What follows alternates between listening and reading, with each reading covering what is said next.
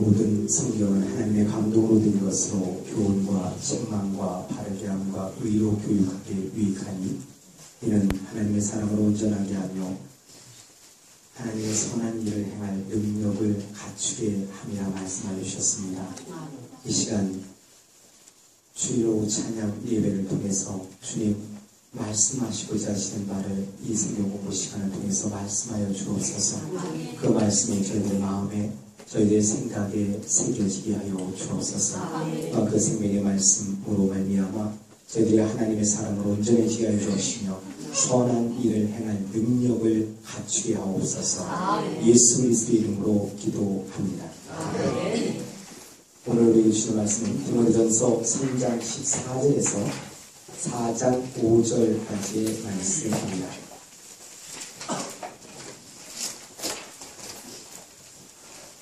디모데전서 3장 14절에서 4장 5절의 말씀을 한 절씩 교독하겠습니다.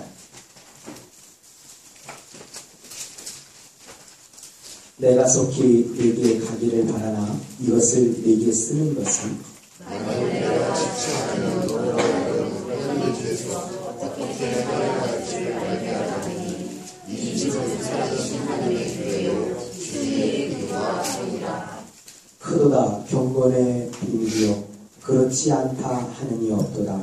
그는 육신으로 나타난 받으시고 영으로 의롭다 하심을 받으시고 천사들에게 보이시고 만국에서 전파되시고 세상에서 믿음 받으시고 영광 가운데서 올려지셨느니라.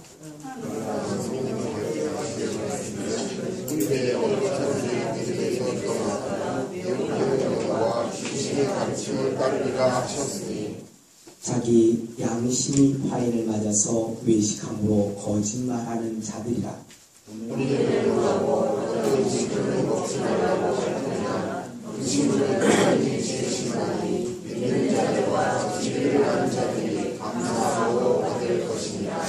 하나님께서 지으신 모든 것이 선함에 감사함으로 받으면 버릴 것이 없나니.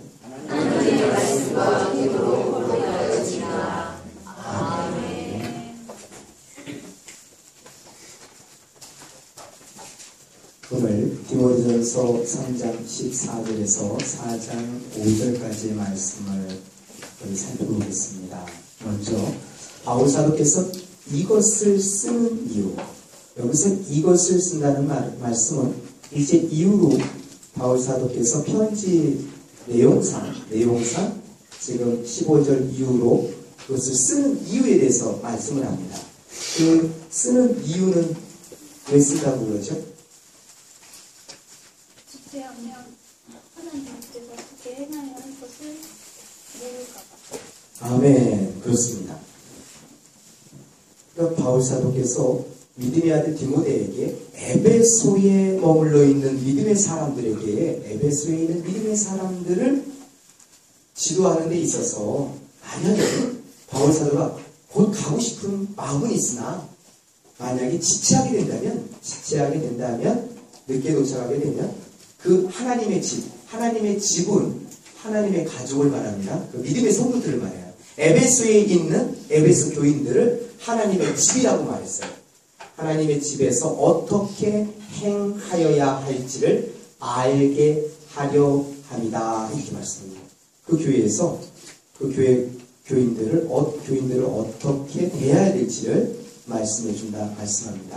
그러면 바울은 하나님의 집을 무엇이라고 말씀했어요?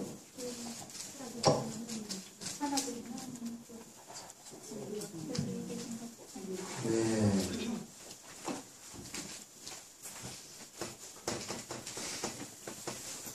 말씀에 하나님의 집 하잖아요. 좀 전에 이 집을 세번역 성경에는요 가족이라고 했어요. 이 집이라고 번역하는 것을 세번역에서는 가족이라고 번역을 했어요. 그러면 하나님의 가족. 이 하나님의 가족이 어디에 살아요? 네, 교회에 살아요. 에베소의 믿음의 사람들 말합니다. 그러니까 이 내용은 어디를 보시면 되냐면 1장 3절 여기서 내가는 바울사도를 말해요. 바울사도께서 마게도냐로 갈 때에 너를 권하여 에베소에 머물라 한 것은 어떤 사람들을 명하여. 그러니까 에베소 지역에 있는 믿음의 사람들, 에베소에 있는 하나님의 집, 이 건물로서 얘기라는 게 아니에요. 그때 당시는 이렇게 건물 세워놓고 십자가를 세워놓지 못합니다. 그때 당시는 그런 교회가 아니에요. 그런 집이 아니에요. 우리의 건물로서의 집이 아니에요. 그래서 세번역에서 가족이라고 번역을 해준 거예요. 그래서 하나님의 소속된, 하나님의 속한 그 가족. 자, 하나님의 가족이 되려면 어떻게 해야 하나님의 가족이 될 수 있을까요? 예수님을 영접하면. 예수님을 영접하면 누구의 자녀가 돼요? 하나님의 자녀. 그 말씀이 요한복음 1장 12절에 이렇게 돼 있잖아요. 영접하는 자, 곧 그 이름을 믿는 자들에게는 하나님의 자녀가 되는 권세를 주셨으니 그렇게 말씀하죠. 그러니까 예수님을 여기에 에베소에 있는 하나님의 집은요, 다 예수님을 영접한 사람이에요. 다 예수님을 영접해서 하나님의 자녀가 된 사람입니다. 하나님의 자녀가 된 사람은 하나님을 뭐라고 불러요? 아버지라고 부르겠죠. 하나님을 아버지라고 부르는 예수님을 영접한 사람들 속에는 누가 계셔요? 네, 성령님이 계십니다. 그 성령님을 또 다른 말로 뭐라고 하죠? 다른 보혜사 이렇게 얘기를 해요. 보혜사라고 합니다. 보혜사께서 계시는 모든 성도들의 공동체, 그래서 성도들의 공동체를 우리는 요것을 또 다른 말로 교회라고 해요. 그래서 에베소에 있는 믿음의 공동체, 믿음의 사람들, 그래서 에베소 교회 이렇게 얘기해요. 에베소 교회. 그 하나님의 집을 처음에는 이 집은 누구의 교회라고 해요? 살아계신 하나님. 거기 우리가 이걸 볼 때 그냥 하나님의 교회가만이 아니라 그 하나님을 뭐라고 꾸며주고 있어요? 살아계신 이 하나님이 살아계신 하나님이에요. 살아계신 하나님은 돌아가신 적이 한 번도 없어요. 하나님은 돌아가신 적이 없는데 왜 이 말씀을 하느냐? 사람들이 종종 그런 생각을 할 때가 있잖아요. 아버지가 어디 계신가? 아버지가 진짜 살아계신가? 그렇게 말하기도 하잖아요. 그거는 뭐냐? 그만큼 이들이 좀 힘겨운 상태 가운데 있다는 얘기예요. 그걸 좀 짐작해 볼 수 있죠. 하나님 진짜 살아계십니까? 자, 그렇게 생각하고 있는 사람들에게는 하나님은 살아계신 하나님이십니다. 그런데 살아계신 하나님의 뭐라고요? 교회라고 되어 있어요. 살아계신 하나님의 교회. 처음에는 하나님의 집이다 하더니 이 집은 하면서 설명하기를 뭐라고 했어요? 살아계신 하나님의 교회. 다 연결되잖아요. 그렇죠? 다 그 말이에요. 하나님의 교회나 하나님의 집이나 다 똑같은 말이에요. 집을 교회라고 했다니까요. 교회는 건물이 아니라는 걸 우리가 염두에 두기 위해서 가족이라고 표현하는 거고. 자, 그래요. 그런데 살아계신 하나님의 교회. 여러분, 무엇의 교회라고 할 때는 그 의라는 말이 있잖아요. 이게 속격, 여러분들 소유격이라고 하죠? 그러면 소유라는 그런 의미를 좀 지니고 있잖아요. 그렇죠? 누구의 소유? 하나님의 소유. 하나님의 소유라는 그런 의미가 가지고 있어요. 이 교회 공동체는 누구예요? 다 누가 주인이시라고요? 하나님. 왜 하나님이 주인일까요? 문득 떠올라서. 하나님 만드셨습니다. 만드셔서도 그렇지만 뭐라고 하죠? 뭘 가지고 샀다?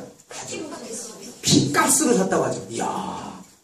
아니, 우리 교회를 누구의 그 피값이 되게 비싼가 봐요. 예수의 피. 그래요. 어떤 피도 비교할 수가 없어요. 예수님의 피값은요, 모든 사람들의 생명하고 바꿀 수 있는 그 가치가 있습니다. 어마어마한 가치가 있어요. 그래서 오늘 저희가 성찬식을 맞이해서 예수의 피를 마신 그런 부분을 했어요. 우리는요, 한 피 한 몸 받은 거예요. 옛날이 아니지. 보통 그 술자리에서 뭐라고 하죠? 뭐를 하죠, 이렇게. 위하여 하잖아요. 자, 제가 문득 그런 생각을 했다니까. 우리는 예수님의 살과 예수님의 피를 마셨잖아요. 그러면 우리도 위하여야 돼요. 누구를 위해서? 주를 위해서. 하나님을 위해서. 이게 예수님의 피값으로 산받은 그러니까 핏값으로 샀으니까 하나님의 교회, 하나님의 교회. 저희 교회 이름이 뭐예요? 주님의 몸된 교회라고 하잖아요. 저는 저희 요람에다가 그걸 써놨을 거예요. 이 교회의 주인은 누구예요? 하나님, 예수님이세요. 저도 아니고 여러분도 아닙니다. 우리 모두의 주인은 누구예요? 하나님이십니다. 예수님이시고 핏값을 했어요. 이 건물은 하나님을 예배하기 위해서 모이기 위한 하나의 건물로서 세워진 것 뿐이에요. 네. 진짜 중요한 거는요, 우리 한 사람 한 사람, 예수님의 핏값으로 사신 바 된 우리 한 사람 한 사람이에요. 그래서 진짜 귀하게 여겨야 될 존재들은요, 우리 한 사람 한 사람. 그래요. 우리 모두 예수님의 핏값으로 산바된 우리 모두가요, 오늘 오전에 그랬죠. 다 하나님의 나라에 다 들어가야 됩니다. 안전하게 들어가야 돼요. 자, 구약에 그런 일이 있었죠. 노아라는 의인이 있었잖아요. 그때 시대에 많은 사람들이 다 죄 가운데 있었습니다. 근데 유독 노아만큼은 의로운 사람이었어요. 근데 노아로 인해서 그 자녀들까지도 다 구원받죠. 가족 전체 식구가 몇 명이에요? 8명이에요. 노아까지 해서 8명이 방주라는 곳에 들어갔죠. 그렇죠. 방주라는 곳에 들어가서 거기서 그곳을 통해서 그들이 구원을 받잖아요. 물 심판, 홍수 심판이 있을 때. 그래요. 우리는 이렇게 하나님께서 핏값으로 사셔서 우리를 한데 모아주셨어요. 우리가 함께 뭉쳐서 함께 한 몸 돼서 이렇게 나아가야죠. 그래야 힘이 있습니다. 네. 교회는요, 한 사람은 교회가 아니에요. 한 사람은 교회, 부름받은 사람들의 모임이 교회예요. 그런데 이 모임인 교회를 하나님의 교회다 말씀하고, 더군다나 그 하나님은 어떠한 분이라고? 살아계신 하나님, 살아계신 하나님의 소유, 살아계신 하나님의 교회가 하나님의 집이라고 합니다. 그 말이라는 얘기예요. 또한 특징이 있죠. 뭐라고요? 네, 이 하나님의 집이 진리의 뭐라고요? 기둥과 터다, 이렇게 있죠. 혹시 교회가 세워지기를 처음에 예수님을 뭐로 삼았다고 그래요? 뭔 돈? 여러분들 그 집, 네, 모퉁이 돌이라고 하잖아요. 저기 보니까 코너스톤이라고 이렇게 있더라고요. 그러니까 쌀 있잖아요. 옛날 시골에 가면, 저희 시골은 옛날 기와집이었어요. 기와집에는 그게 있어요. 집 이렇게 세워놓는데 밑에 맨 끝에 주춧돌이라고 그래요. 그걸 딱 세워놨어요. 자, 하나님께서 있잖아요. 하나님께서 이 교회를 세워가는 데 있어서 주춧돌, 그 모퉁이 돌을 그렇게 세워놔요. 그분이 누구라고요? 예수님. 기초가 튼튼해야 돼요. 엉뚱한 데다가 교회 세웠다가 큰일 납니다. 그런 신앙 고백, 예수 그리스도에 대한 바른 신앙 고백의 그 주춧돌에 교회가 세워졌어요. 여러분, 우리가 어떤 말씀을 듣잖아요. 말씀을 쭉 듣는데 여러분 참 조심해야 될 게 있어요. 내일하고 모레 뭐 이렇게 집회한다고 하는 데 있죠. 거기는 절대 가지 마세요. 절대 가지 마세요. 만약에 그곳에 가자고 하는 사람들이 있으면 그 사람들 경계하세요. 그분들을 우리는 보통 신천지에 속한 사람들이라고 합니다. 네? 신천지에 속한 사람들이라고 하거든요. 근데 제가 마음 아픈 건 그거예요. 진짜 예수 그리스도의 신앙의 그 기초 위에, 주춧돌 위에 교회가 세워져야 되는데 그것은 그게 아니에요. 거기에 교주가 되는 사람을 통해서 전해지는 그 말의 터 위에 세워진 곳이 거기에요. 이게 틀린 거예요. 예수 그리스도의 터 위에 세워진 교회가 진짜 교회예요. 그런데 예수 그리스도를 우리는 뭐라고 그러죠? 진리라고도 하죠. 그렇죠. 보세요. 교회의 가장 근간이 되는 분은 예수 그리스도십니다. 그 베드로사도에게 그랬잖아요. 너희는 나를 누구라 하느냐 하면서 베드로에게는 너는 나를 누구라 하느냐, 너희는 나를 누구라 하느냐 하니까 베드로사도가 뭐라고 하죠? 주는 그리스도시요 살아계신 하나님의 아들이십니다. 이렇게 말씀한단 말이에요. 내가 이 반석 위에 내 교회를 세운다고 그랬어요. 그런 신앙 고백 위에 예수께서 그리스도라는 그 신앙 고백이라는 그곳 위에다가 주님의 교회를, 내 교회를 세우겠다. 그러면은 예수님을 터로 해서 교회를 세우겠다는 말씀이에요. 그 예수님이 터가 되어 있지 않은 교회는 교회가 아닙니다. 그건 병들어서 한참 병든 거예요. 우리가 끝까지 고수해야 될 것은 예수 그리스도에 대한 바른 신앙 고백 위에 교회가 세워져야 돼요. 그런데 교회는 그 진리의 기둥이다, 진리의 터가 된다 말씀을 합니다. 그러면 이 진리가 되시는 예수님이 어떤 분인지를 정확히 알아야 될 거 아니에요. 그렇죠. 그래서 바로 다음에 설명이 들어가는 거예요. 예수라는 그리스도가 그 진리가 어떤 분인지. 자, 보시면 성경에 이런 말씀이 있죠. 요한복음 말씀에 보면 내가 곧 길이요 진리요 생명이니 나로 말미암지 않고는 아버지께로 올 자가 없느니라. 하나님 아버지께로 나아갈 수 있는 길은 오직 예수 그리스도라는 그 유일한 길을 통해서만 갈 수 있어요. 그 진리를 통해서만 갈 수 있는데 다른 그 무엇이 예수님이 아닌 다른 그 무엇이 들어가면 그건 볼 것도 없이 잘못된 거예요. 벗어난 겁니다. 예수 그리스도로 말미암아 아버지께로 나아갈 수 있다는 것을 이야기해야 바른 진리예요. 근데 그 예수 그리스도 그 진리의 기둥이 교회래요. 진리의 터가 교회랍니다. 자, 그러면 진리를 좀 더 정확히 알아야 될 거 아니에요? 그것에 대해서 오늘 설명을 하는데 그 진리가 오늘 3번에 제가 이렇게 질문했죠. 모든 사람이 크도다라고 인정하는 것은 뭐예요? 아멘. 그래요. 모든 사람이 크도다. 16절에 그렇죠. 크도다 경건의 비밀이요. 그렇지 않다 하느니 없도다. 그러면 그렇지 않다고 하는 사람이 있다는 얘기 없다는 얘기예요. 그러면 모든 사람이 그것을 갖다 야, 참 크다. 진짜 이렇게 얘기한다는 얘기잖아요.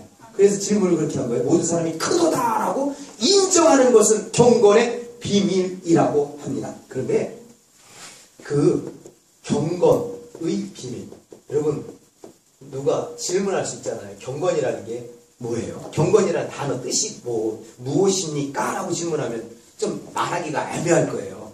뭔 어렴풋이는 알겠어요. 어렴풋이는 알겠는데 딱 부러지게 뭐라고 얘기하기가 좀 그렇죠. 경건한 삶, 경건의 능력, 네? 경건의 모양은 있으나 경건의 능력은 상실한 자니 하는데 그래, 경건이 뭐예요? 라고 하면 경건은요 하면서 나름대로 얘기를 하는데 다 들릴 거예요. 다 다르게 설명할 거예요. 근데 내용은 거의 비슷한데 다르게 설명할 거예요. 그래서 하나만 일단 얘기를 할게요. 이거는요, 경건은 하나님 앞에 서 있는 인간, 사람이 이렇게 표현한답니다. 사람이 하나님을 향해서 경외하는 삶. 어떤 사전적인 정의는 그렇게 내리고 있어요. 하나님을 경외하는 삶. 하나님을 경외한다는 얘기는 하나님을 두려워하는 삶. 공포의 대상이 아니라 하나님을 사랑하는 마음이 있어요. 그런데 그런 마음 속에서 그분을 경외하는 그런 삶을 뭐라고 한다고요? 경건이래요. 그런데 이것을 갖다가 이 경건의 비밀이라고 이렇게 나와 있는 것을 제가 다른 번역서를 좀 봤어요. 번역서를 딱 보니까 뭐라고 번역이 됐냐면 믿는 종교의 진리 이렇게 얘기해요. 믿는 종교의 진리. 또 하나는 신앙의 신비.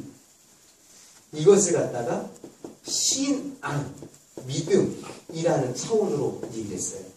믿음과 신앙, 그것이 하나의 그 표현이 경건이다. 말 되잖아요. 믿음과 신앙의 표현이 그 경외하는 삶이 하나의 표현 아니에요? 그렇게 살아가는 삶이라면 하나님을 경외하는 삶이 당연히 하나님을 신앙으로 믿는 믿음 위에서 나아가는 그런 삶이라면 그러면 신앙, 경건의 비밀이래요. 이전에는 이게 밝게 드러나질 않았을 겁니다. 그런데 이게 어마어마하게 크대요. 모든 사람들이 그래 맞아 그것이 바로 경건의 비밀이야. 그 경건의 비밀이라고 하는 것이 뭐냐? 바로 예수 그리스도입니다. 네, 오늘 성경이 그것을 말씀하는 거예요. 경건의 비밀이 뭐냐? 바로 예수님이시다. 예수 그리스도예요. 그 예수님이 또 진리잖아요. 그 진리의 기둥과 진리의 터가 바로 교회다. 그러니까 교회에서 예수 그리스도가 없으면요, 그건 교회가 아니에요. 각 개인에게 있어서도 마찬가지입니다. 예수 그리스도에 대한 주 예수 그리스도에 대한 신앙이 없으면 그 신앙의 모양은 있어요. 그 종교의 모양은 가지고 있어도 그 사람에게 생명이 없다 해도 다를 바가 없습니다. 교회에 진리가 없다? 주 예수 그리스도가 없어요? 그건 아니에요. 교회가 아니에요. 그냥 사교 모임일 뿐입니다. 그래서 예수님에 대한 바른 신앙 고백, 주 예수 그리스도에 대한 바른 신앙의 고백 위에 서 있는 교회, 그것을 우리는 진리의 기둥, 진리의 터라 말씀합니다. 그러면 예수님은 어떤 분이시냐? 좀 자세하게 알아야 될 거 아니에요. 그것을 바울 사도께서 아주 한 절 속에 일목요연하게 딱 설명을 해줬어요. 첫 번째, 예수님이 어떤 분이래요? 그는 육신으로 나타난 바 되시고 했죠. 그러면 글 귀 속에서 이런 걸 느끼지 않아요? 육신으로 나타난 바 되셨다면 그 전에 좀 다른 것이 있는 것 같지 않아요? 그렇죠. 나타난 바 되셨으니까 그럼 육신으로 나타난 바 되시기 전에는 네, 여러분 요한복음 그렇죠. 요한복음 1장에는 이렇게 돼 있어요. 태초에 말씀이 계시니라 이 말씀이 하나님과 함께 계셨으니 이 말씀은 곧 하나님이시니라 이렇게 말씀합니다. 거기서 말씀을 성경 말씀이라고 하는 게 아니에요. 거기서 말씀은 성육신 이전의 예수님을 소개하는 겁니다. 그래서 제가 다시 번역해서 풀어드리면 태초에 성육신 이전의 예수님이 계시니라.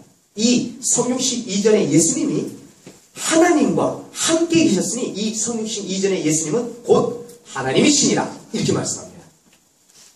성육신 이전에 예수님이 계셨어요. 육신으로 나타나시기 전에는 여호와 하나님과 함께 계셨던 하나님으로 계셨습니다. 이 지상에 사람으로 육신으로 나타난 바 되셨다. 자, 이것이 경건의 비밀이래요. 신앙의 신비랍니다. 예수님이 그런 분이시구나. 육신으로 나타난 바 되시고 그 다음에는 우리 죄를 위해 십자가에 못 박혀 죽으셨죠. 그 다음에 3일 만에 살아나셨죠. 자, 그것을 갖다가 여기서 간단하게 이렇게 표현하고 있어요. 영으로 의롭다 하심을 받으시고 그래요. 부활하심으로 의롭다 하심을 받았어요. 왜냐하면 만약에 예수님이 십자가에 못 박혀 죽은 걸로 끝났으면요 그냥 죄값으로 죽었어 이렇게 얘기가 끝난다니까요. 그분이 살아나심으로 3일 만에 살아나셔서 많은 사람들에게 보여주심으로 그분은 죄인이 아니라 그분은 의로우신 분이시다. 이런 얘기가 나와요. 그래서 부활에 대한 말씀을 해주는 거고, 세 번째는 천사들에게 보이시고 또한 만국에게 어떻게 되셨어요? 전파되시고 또한 세상에서 믿은 바 되시고 또한 영광 가운데 올려지셨느니라. 그분이 누구라고요? 예수님. 그분이 예수님입니다. 진리라고 하는 예수님이 바로 그분입니다. 자, 그분이세요. 그런데 오늘 이렇게 돼 있어요. 질문을 어떤 사람들이 믿음에서 떠난대요. 이 진리의 믿음에서 떠날 때가 있어요. 이 진리라는 거는요, 저는 간단하게 두 가지만 얘기할게요. 하나는 예수 그리스도가 진리예요. 또한 하나님의 말씀이 진리입니다. 기록된 하나님의 말씀이 다 진리예요. 그래서 여러분들이 비진리냐 진리냐 이것을 분간하는 가장 기본적인 건요, 하나님의 말씀과 일치하지 않느냐 그걸 딱 보면 됩니다. 말씀과 일치하지 않으면 비진리예요. 아무리 기적과 이적을 나타내는 사람이라 할지라도, 말을 아주 잘하는 사람이라 할지라도요, 말씀에서 벗어난 건 비진리예요. 그러니까 1차적으로 분별을 진리인지 비진리인지를 알려면 말씀을 알아야 되겠죠. 그렇죠. 말씀을 알아야 구분을 할 거 아니에요. 위조 지폐를 정확히 위조 지폐인지 아닌지를 알려면 뭐를 알아야 된다고요? 진짜 지폐를 위조 지폐가 아닌 진짜 지폐를 제대로 분간할 수 있으면 볼 줄 알면 위조 지폐인지 아닌지를 정확히 한다고요. 그러니까 저는 그래요. 말씀을 나름대로 딱 알고 있을 때는요, 저게 비진리인지 그게 딱 보여요. 그게 느껴져요. 그리고 그걸 분간할 수 있어요. 그걸 설명까지 가능합니다. 그러니까 신천지라는 곳이 왜 비진리인지에 대해서는 성경을 가지고 얘기해 줄 수 있어요. 정확하게. 성경 자체에서 너무나 벗어나 있어요. 그런데 많은 사람들이 이 성경의 성경을 잘 몰라요. 읽어도 읽긴 읽는데 무슨 뜻인지 제대로 알지 못해요. 누구를 가르치지를 못합니다. 이건 성경을 제대로 아는 게 아니에요. 아는 게 아니에요. 성경을 바로 알아야 되고, 또한 예수님에 대해서, 오늘 진리가 되시는 또한 예수님에 대해서도 바로 알아야 됩니다. 그러니까 예수 그리스도에 대해서 바로 알아야 되고, 또한 하나님의 말씀에 대해서도 바로 알아야 미혹에 안 넘어갈 수 있어요. 거짓말인데 이게 거짓말인지 아닌지 분간할 수가 있습니다. 그런데 오늘 4장으로 넘어가서 이러잖아요. 제가 질문합니다. 어떤 사람들이 믿음에서 떠나 미혹하는 영과 귀신의 가르침을 따르리라고 밝히 말씀하신 분은 누구십니까? 성령. 야, 우리는 또 알아야 됩니다. 이제 5월 셋째 주는 성령 강림 주일이라고 하거든요. 성령은 말씀하십니다. 네? 오늘 이렇게 어떤 사람들이 믿음에서 떠나 미혹하는 영과 귀신의 가르침을 따르리라, 이렇게 말씀해 주시는 분이라니까요. 누가? 성령께서. 그런데 또 질문, 성령께서 이거 제일 먼저 이 말씀을 누구한테 해주셨다는 얘기예요? 그렇죠. 이 편지를 쓰는 분한테 해주셨다는 얘기예요. 그걸 듣고 그 말씀을 들은 것을 지금 누구한테 편지를 쓰고 있어요? 디모데에게 전하고 있어요. 그러면 디모데는, 그 말씀을 들은 디모데는 또한 그 말씀을 누구한테 전하겠어요? 그렇죠. 야, 에베소에 있는 하나님의 가족들에게, 하나님의 집에다가 그 말씀을 전해야 돼요. 자, 여기에 있는 설교자는 있잖아요. 하나님께서 성령을 통해서 이 기록된 말씀이 이거예요. 보세요. 설교도 이렇게 이해하시면 돼요. 하나님께서요, 하나님의 영에 성령의 감동 가운데서 성경을 기록해 놓으셨습니다. 성경을 기록해 놓은 그것을 갖다가 저는 디모데의 입장과 같이 그걸 받아서 교인들에게 그 말씀을 설명해 주는 거예요. 제가 하는 건 그거밖에 없어요. 저 아무것도 아니에요. 단지 그냥 있는 말씀을 이렇게 풀어서 설명해 드리는 거예요. 여러분들이 이해하기 쉽도록. 그걸 하라고 저를 세운 겁니다. 그러니까 그 말씀이 성경 말씀과 일치하면 아멘으로 받고요. 그렇지 않으면 안 받으면 돼요. 근데 그 말씀이 이게 말씀이 일치한다. 그건 하나님의 말씀을 받아야 돼요. 제 말로 받는 게 아니라. 저는 단지 그냥 도구라니까요. 시골에서는 뭐죠? 확성기 있잖아요. 확성기가 중요한 게 아니잖아요. 그렇죠? 실제 내용이 중요한 거지. 저는 중요한 사람이 아니에요. 저는 단지 여러분들이 알아들을 수 있도록 전하는 그런 확성기일 뿐입니다. 그런 존재일 뿐이에요. 네, 그것을 저한테 그냥 사명을 맡겨주신 거예요. 그러니까 저는 여러분이 잘 하나님의 말씀을 잘 깨달아 알 수 있도록만 전해드리는 거고, 그걸 들었으면 그 말씀을 하나님의 말씀으로 받고 믿음으로 순종하고 나아가는 것은 우리 각자의 몫입니다. 그거는 각자가 책임져야 될 거예요. 자, 그리고 외식함으로 거짓말하는 자들이 된 이유는, 자, 좀 전에 이런 말씀을 했어요. 어떤 사람들이 미혹의 영과 귀신의 가르침을 따르리라, 이렇게 있잖아요. 지금 여기에는요, 그런 사람들이, 여기에 어떤 사람들이 1차적으로는요, 에베소에 있는 사람들, 에베소 교회의 식구들 중에 몇몇 사람들이 될 수 있어요. 또 하나가 이 사람들만이 아니에요. 지금 아마 내일하고 모레 되면 천안에 아주 수많은 사람들이 모여들 것 같아요. 왜? 그 집회 현장에 가서 들으려고, 말씀을 들으려고 사람들 거기에 막 모여들 거예요. 거기는 아주 교통이 되게 혼잡할 것 같아요. 그런데 성령께서 그렇게 말씀하신다니까요. 어디에서 떠나요? 믿음에서 떠난답니다. 믿는 것은 무엇을 믿는 거예요? 진리를 믿는 거 아니에요? 진리를 믿어서 예수님을 믿고 또한 하나님의 말씀에 근거해서 믿는 거 아니겠어요? 근데 그 믿음을 가지고 있는 사람들이에요. 아예 그게 없었던 사람이 아니라 그것을 가지고 있는 사람들인데, 그들이 어떻게 된다고요? 믿음에서 떠난다는 거예요. 믿음에서 떠나요. 누구의 말을 듣고? 미혹하는 영이 있어요. 미혹하는 영이 있고, 또 귀신. 자, 보세요. 영들이 굉장히 많아요. 영들이 굉장히 많습니다. 영들이 굉장히 많은데, 영들 중에는 이런 영이 있어요. 점치는 영이 있어요. 딱딱 맞춰요. 우리 식으로 말하는 그 신앙적인 부분에서는요, 이런 부분도 있잖아요. 이 예언의 은사를 받은 사람들 있죠. 하나님께 기도하는 가운데 딱딱 나오는 게 있거든요. 비슷해요. 그게 내용이 그 맞히는 게. 그 사람들 기가 막힙니다.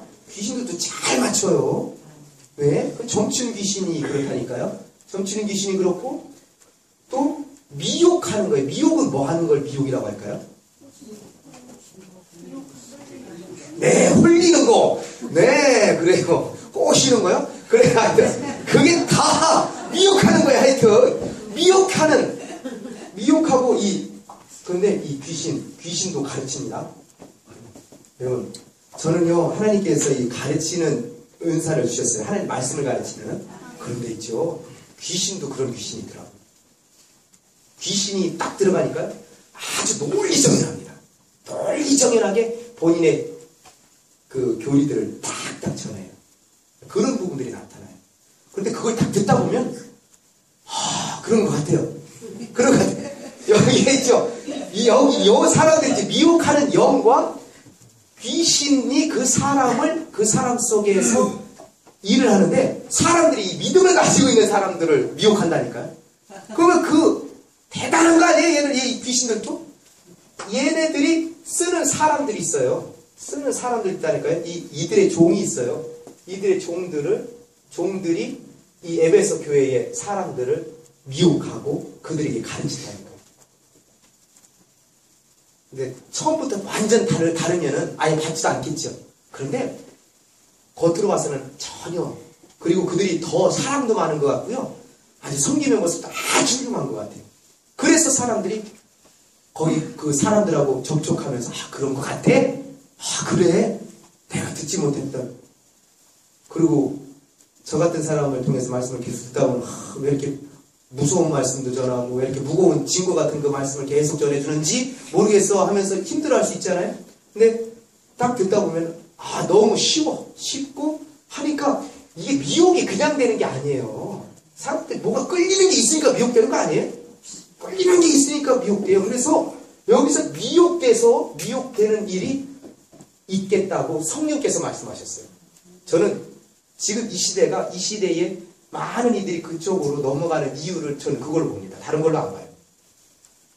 미혹하는 영이 그들 속에 있어요. 또한 그 귀신의 가르침을 통해서 아주 논리적으로 가르쳐요.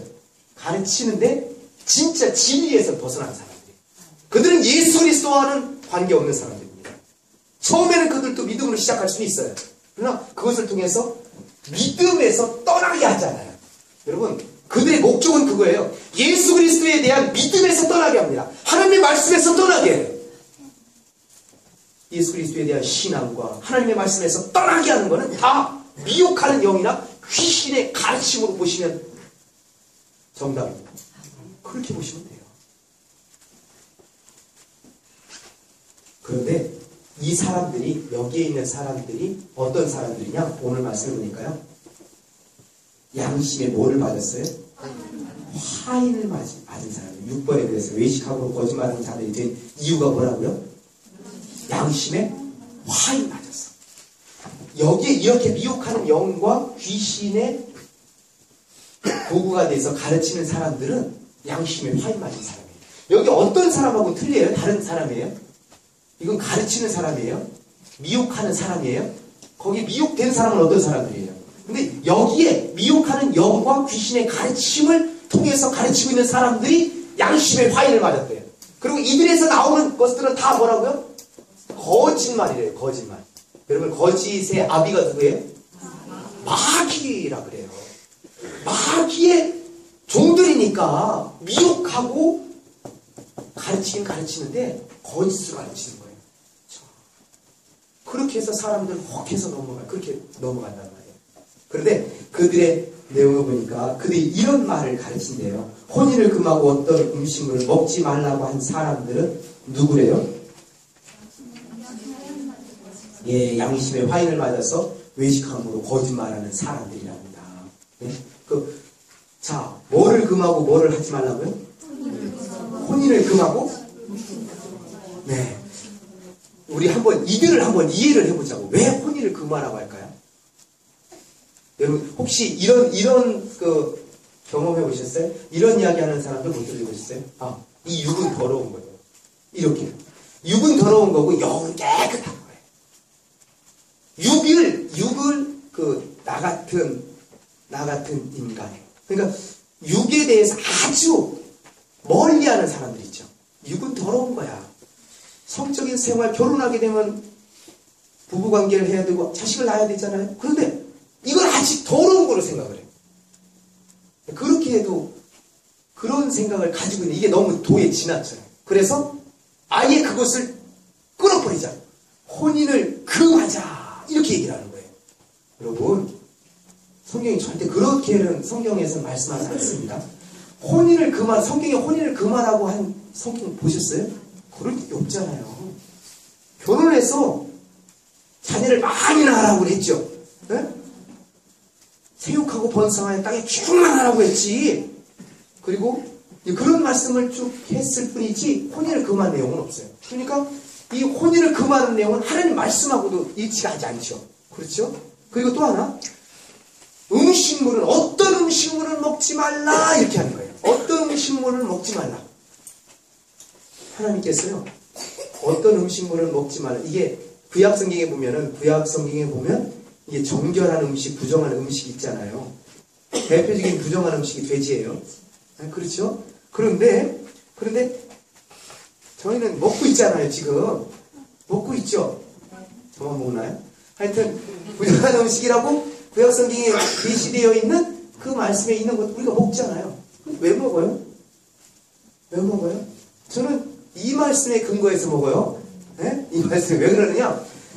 귀신의 가르침이나 미혹하는 영에서는 어떤 음식을 먹지 말아라. 어떤 음식을 먹지 말라 이렇게 했다는데, 음식물은 하나님이 뭐 하신 거예요? 네, 음식물은 하나님이 지으셨다 합니다. 하나님이 지으셨고, 또한 믿는 자들과 진리를 아는 자들이 감사함으로 받아야 하는 이유가 뭐라고요? 네, 하나님이 지으신 바가 되니까. 하나님이 지으신 거라. 또한 하나님께서 지으신 모든 것이 어떻대요? 선하다. 자, 그러면은 이 내용은 됐잖아요. 모든 음식물을 감사함으로 받으면 된다죠. 왜요? 하나님이 지으신 거라. 그리고 모든 음식물은 다 선하다. 선하다. 이렇게 말씀합니다.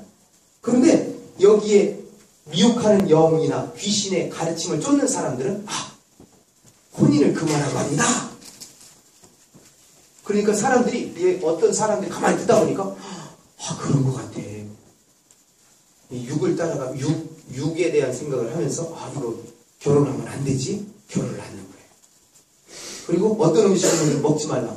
그러면 먹는 사람은 어떻게 보겠어요? 그 사람들이? 그렇죠. 손가락질하겠죠. 정죄하게 돼요. 그러니까 지금 하나님의 말씀에서는 그것이 절대 더럽다고 안 했어요. 하나님의 말씀은 모든 음식물은 하나님이 지으셨고, 또한 모든 것은 선하다고 했잖아요. 하나님 지으신 모든 것이 선하다는 그 말씀이 그걸 거룩하게 했어요. 그런데 사람이 내 생각에, 내 주관에 이거는 더러운 거야. 이건 거룩하지 못해. 우리는요, 모든 기준이 되어야 될 게 하나님의 말씀입니다. 하나님의 말씀, 우리 두 가지가 있어요. 첫 번째는요, 믿음에서 안 떠나려면 예수님에 대한 바른 지식, 예수님이 어떤 분이신지를 바로 알고 있어야 되고, 그 바로 알고 있는 가운데서 믿음을 굳건히 잡고 나아가야 됩니다. 그 나아가는 가운데서 꼭 붙들어야 될 게 있어요. 꼭 붙들어야 될 게 있습니다. 하나님의 말씀이 뭐라고 하고 있는지, 하나님의 말씀이 무엇이라고 말씀하는지를 정확히 알고 있어야 미혹되지 않을 수가 있어요. 하나님 말씀을 정확히 가지고 있으면 미혹되지 않는다니까요. 첫사람 아담과 하와가 미혹된 케이스가 그러잖아요. 거기서 미혹이 왜 됐대요? 그렇죠. 하나님의 말씀에는 뱀이 유혹할 때 뱀이 뭐라고 유혹하죠? 네 선악을 알게 동산 중앙에 있는 나무의 모든 열매를 뭘 먹지 말라 하더냐 하니까 뭐라고 하죠? 여인이 대답하기를, 하와가 대답하기를, 먹지도 말고 만지지도 말고 그것을 먹는 날에는 어떻게 될까? 정령 죽을까 하노라 이러잖아요. 하나님은 분명히 뭐라고 하셨죠? 창세기 2장 17절 선악을 알게 하는 나무의 실과를 먹는 날에는 네가 반드시 정령 죽으리라 이랬어요. 그러니까 우리가 타협하지 말라니까요. 말씀 가지고 타협하지 마세요. 말씀 가지고 장난치지 마세요. 큰일 납니다. 왜냐? 제가 그래서요. 저 말씀에 가감하는 걸 진짜 싫어해요. 제가 그래서 두려워. 이 말씀 가르치는 사람이 두려운 거예요. 왜? 거기에 사람들 듣기 좋게 더하거나 뺄 수도 있다니까요. 그러면 제가 죽어요. 저 죽게 만들지 마세요. 예? 저는 있는 대로만 전할 거예요.